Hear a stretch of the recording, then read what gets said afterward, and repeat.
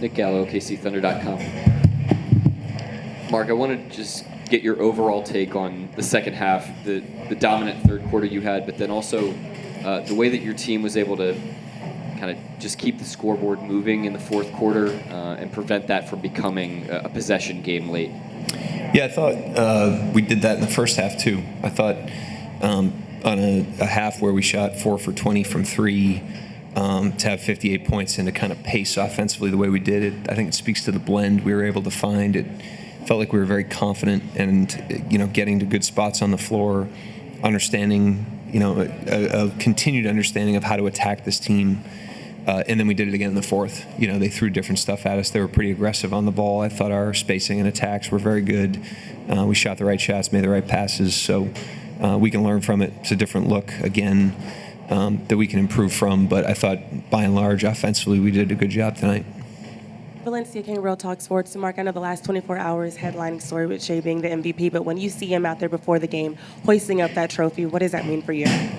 Special moment, to share with the fans. I mean, the fans that are here tonight, those are like iconic pictures in history of the league, and the fans get to enjoy that and acknowledge him. And it's an appropriate time to say that in these two games, as well as the rest of the games, but our fans were outstanding, put the wind at our back in these games, and we're going to continue to need them. Coach,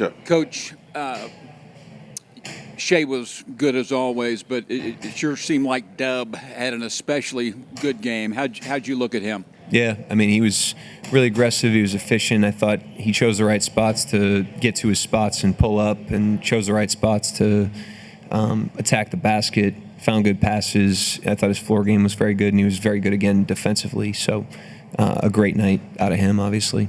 Mark, with all that's swirled around Shea, for him to come out tonight and have the kind of not harried performance, it was just him. What does that say about just where he is at this point? And what do you like most about what he brought tonight?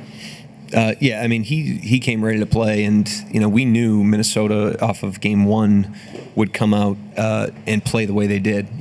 They were putting us in closeouts. They were passing the ball, and they were sharp early in the game. And it's a pretty predictable thing, but it's not until you get out in the game that you're navigating it, and that's where you need guys to lead. And I thought he led tonight just with his approach and his force and his blend. He threw great passes down the stretch. The attacks Nick was talking about. I thought he had a good blend of attacks and early passes, and he kept the scoreboard moving for us down the stretch. Coach, can you talk about the relationship between Shea and Chris Paul, what Chris meant to him, and what does it mean for somebody like that to show up and support tonight? Chris was here? Oh, I didn't know. Well, I'm not like watching on TV like you guys are, so I didn't see him. Yeah, I mean, I'll let Shea speak to it because he's got a better pulse on that. Obviously, he's lived it. But all I know is Chris Paul was here for a year and couldn't have been more impressive in terms of his day-to-day readiness, his professionalism. And, Shea was young, Lou was young. We had other young guys on that team, and he just walked the walk. And, there's a reason he's played as long as he has. There's a reason he's played at the impact that he has for so many years. When you get to see him day-to-day and how serious he is about his craft, it all makes a lot more sense. So I have the ultimate respect for Chris.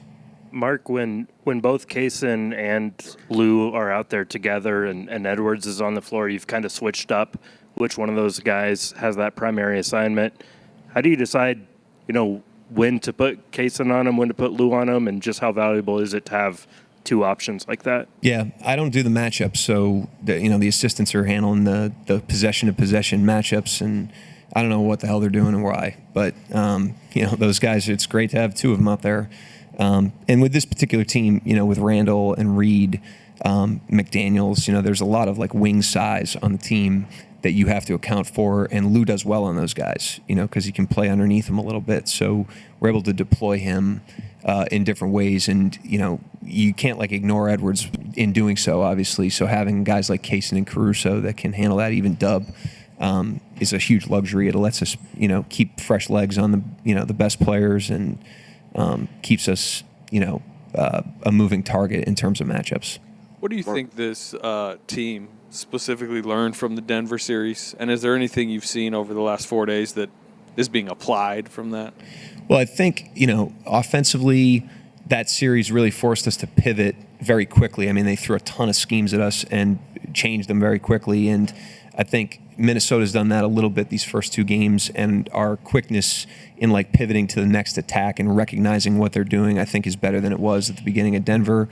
And then I thought our resolve in that series, it was really what got sharpened. I mean, we had our backs against the wall, and had to respond multiple times, in that series. And now we have a different challenge. We're up 2-0, going into their place. We know they're going to play very aggressively, hard, comfortably, at home. And now we've got to have the mental toughness to go and rise to that challenge as we head to Minnesota.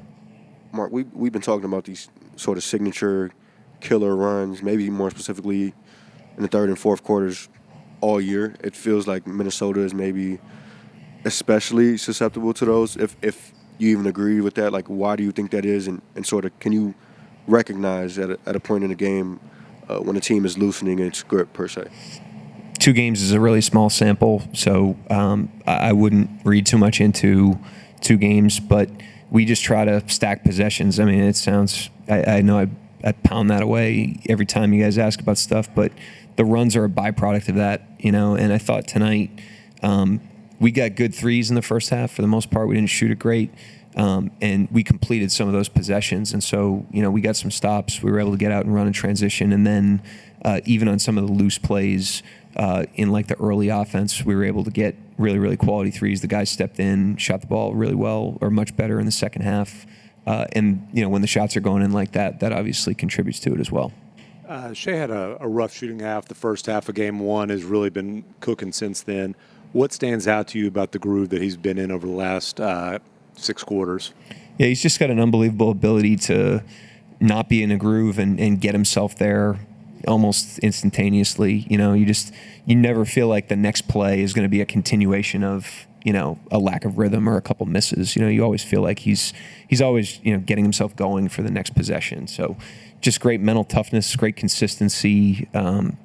He's really learned the length of the game, and he's just never out of it, and so he had another really like solid night. But I thought his force and his mentality early in the game, when we know we're up 1-0 and the team is going to play better, I thought that was, he really stabilized the game for us early tonight, I thought.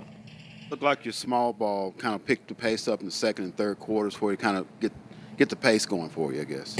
Yeah, I mean, it's been good so far in this series. We've mixed it in with Gobert on the court. We've mixed it in with, Reed and Randall on the court. They've downsized a couple times now, especially in the fourth quarters of these games. And so we've just kind of leaned into that, but we're going to need everybody to be ready to go. The series always evolves in unpredictable ways, and so we've got to keep all of our tools sharp, and we got to be able to put, different lineups on the floor and have the guys deliver, but they've done a great job through 2 games. Coach, you had Lou Dort and both J-Dub make the all-defensive teams. That was announced today.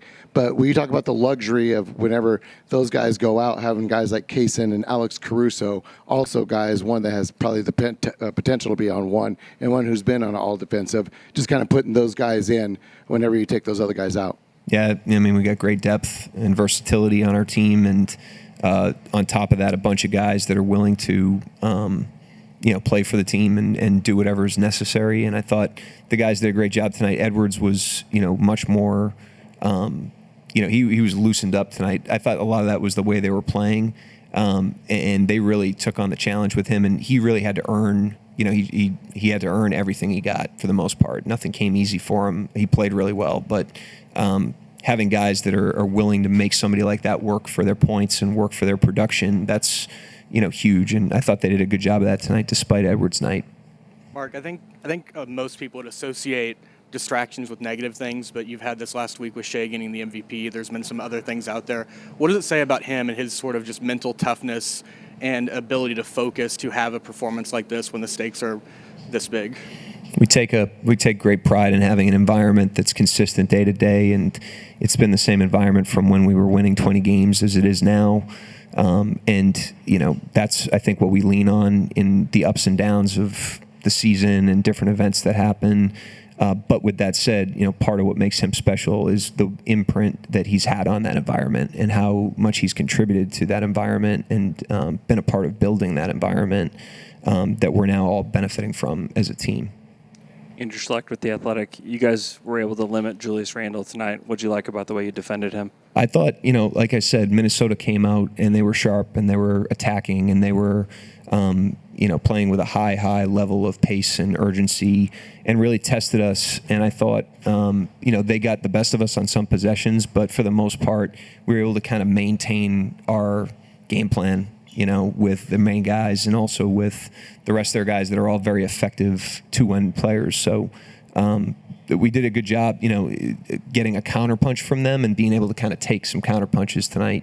That was not an easy game, and they played pretty well in a lot of the stretches. And so we have to be ready for them to go to another level, like I said, as they go back home. Yeah, Mark, I think through 2.5 quarters, I think Minnesota had only 6 turnovers. Did you like your defense up to that point? And at that point, all of a sudden, you had 5 the rest of the quarter and broke the game. But were you playing the kind of defense you wanted to before that spigot got turned on? I thought Minnesota played really well, in their attacks early in the game and had us behind a lot of plays. I credit them. They made good adjustments in between the games, and they were much sharper. And we had to kind of catch up to that fastball, and I thought we were able to do that. But, the turnovers are never like the outcome. If we're low turnover, it's really about, what level of discomfort we're able to put on the opponent. And if that's inefficient shots or long possessions or making them work for everything or a turnover, we don't really worry about what the outcome of those possessions are. We're just trying to make sure we're taking care of what we can control. You guys had, I think, 14 non-paint twos in the first half. I mean, are you going into half happy with how the offense is played? I was aware of that, and I just thought, there was a level of assertive. I didn't think we were settling, and I didn't think we were stuck on those shots. Meaning we have a bad possession and we have to bomb one of those up. I thought we had really good shooters, kind of playing with some force and some aggressiveness. Obviously, we want to have a blend. We want to get to the rim. We want to get open threes. We have great mid-range shooters. Some of that was Caruso had a couple floaters against the zone. Hartenstein trailed in a couple, so those add up. But I thought generally the way we were attacking showed an improved understanding of the opponent, which is really what we were after tonight, and we just have to continue to do that as we navigate the series.